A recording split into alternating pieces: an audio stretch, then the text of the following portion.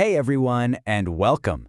Today we're diving into a term you've probably seen all over the internet, the Sigma male. What is it really? We're going to break it down using a book called the Sigma Male Bible as our guide to figure out what this whole lone wolf thing is all about.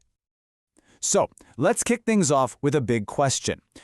We've all heard about alphas and betas, right? But is that the whole picture? What if there's another way, a hidden path in that social hierarchy? Okay, so to really get what the Sigma male is, we first have to understand the world he's supposedly outside of. The book we're looking at lays out this whole idea of a sociosexual hierarchy.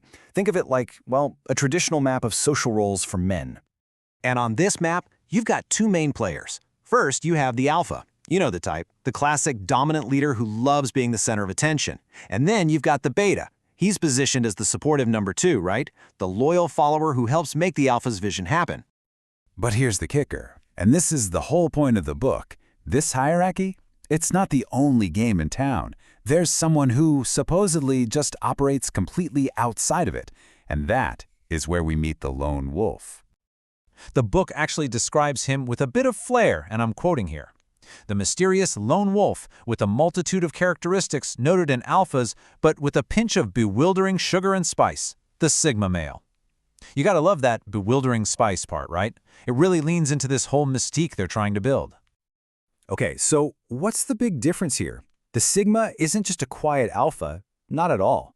The idea is that he has all those same core traits, confidence, competence, but he makes a conscious choice to live outside that whole social game. He doesn't need a high rank in a group to feel good about himself. His validation, it comes from the inside. So what does this guy actually look like? What are his qualities? Well, you can see a real pattern here. It's all about self-sufficiency, enjoying solitude, being independent, thinking critically. But here's the really interesting part, the paradox at the heart of it all. He's described as a natural leader who doesn't seek the role. And that's the key, right? He could lead the pack, but he chooses to walk his own path. Now, these aren't just things you do. The book says they come from a very specific mindset. And becoming a Sigma, according to the source, isn't about faking it till you make it. It's a deep, internal journey. It's about fundamentally changing how you see yourself. And the book actually lays out a two-step path for this. Step one, and this is the most important part, accept yourself. This means being brutally honest about who you are, your strengths, your weaknesses, and taking full responsibility for your choices. It's only after you do that you can move on to step two, recreate yourself. This is where you start building real self-esteem, cutting out negativity, and learning to put yourself first. Okay, so how do you actually put this into practice?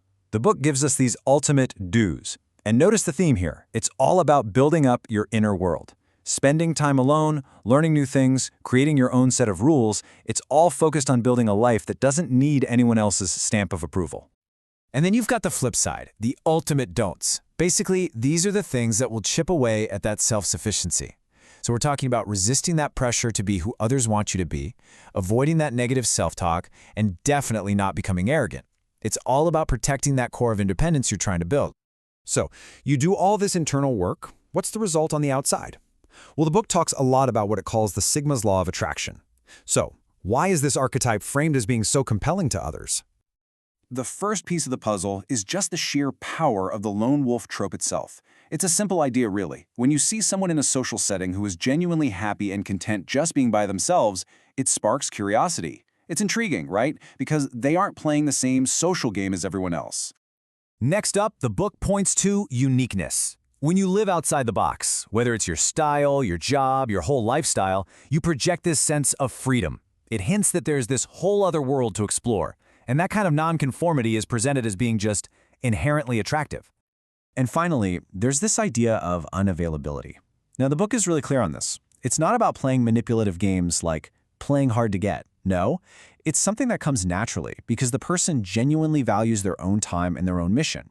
And that self-focus, it creates a rewarding challenge for other people who want to earn a piece of that time.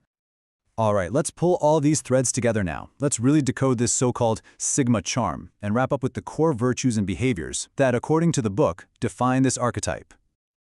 So what's the big takeaway on the Sigma's charm? The book argues it's all about a quiet confidence. It's not about being the loudest person in the room. It's about not needing that validation to begin with. He has the potential to lead, but he chooses not to. His trust has to be earned, it's not just given away. Ultimately, the archetype is presented as someone who is respected because he's self-possessed, independent, and completely his own person. And that brings us to our final thought for today. This whole Sigma archetype, as laid out in its Bible, is it a genuine path to self-improvement and true independence? Or is it just a cool new label for an introvert's rebellion in a world that can feel way too extroverted? That's something for you to chew on. Thanks for tuning in.